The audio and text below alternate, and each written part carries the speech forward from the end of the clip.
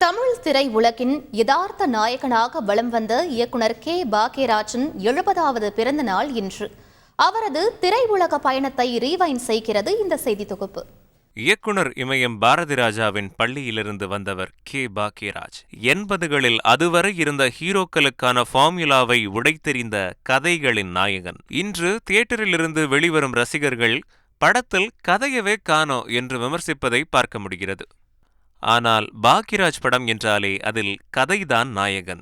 அதனால்தான் 80களில் இயக்குனராகவும் கதாநாயகனாகவும் ஒரே நேரத்தில் அவரால் ஜொலிக்க முடிந்தது. அவரது படங்களில் நகைச்சுவை எந்த அளவிற்கு இடம்பெற்றிருக்குமோ அந்த அளவிற்கு சென்டிமெண்டிற்கும் பஞ்சம் இருக்காது. தாவணை கனவுகளில் 5 தங்கைகளின் அண்ணனாக, மௌன கீதங்களில் மனைவியிடம் அடிவாங்கும் கணவனாக, முந்தானை முடிச்சு படத்தில் கைக்குழந்தைக்கு தந்தையாக பாக்யராஜ் ஏற்ற கதாபாத்திரங்கள் ஒவ்வொன்றும் யதார்த்தத்தோடு பின்னி பிணைந்தவை.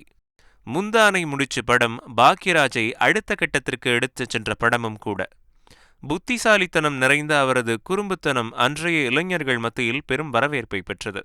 தமிழர்களின் பண்பாட்டை பிரதிபலிக்கும் விதமாக வெளியான அந்த 7 நாட்கள் பாக்யராஜின் திரை வரலாற்றில் அழியா புகழ் பெற்றவை.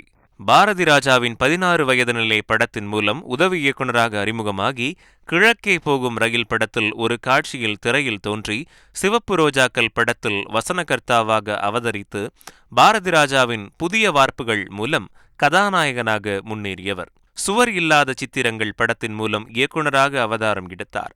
அடுத்து ஒரு கை ஓசை படத்தின் மூலம் தயாரிப்பாளராக முத்திரை பதித்தார். இது நம்ம ஆளு படத்தின் மூலம் சாதிய தீண்டாமைக்கு எதிராக அவர் திரையில் ஏற்படுத்திய புரட்சி பெரும் சமூக தாக்கத்தை ஏற்படுத்தியது என்றால் அது மிகையல்ல. 6 படங்களுக்கு இசையமைத்து இசையமைப்பாளராகவும் பலரது கவனத்தை ஈர்த்தார். ஆராரோ ஆரிராரோ படத்தில் இவர் இசையில் உருவான என் கண்ணுக்கொரு நிலவா ஒன்ன படைச்சா என்ற பாடல் பாடகி ஜானகியின் மனம் கவர்ந்த பாடல்களுள் ஒன்று.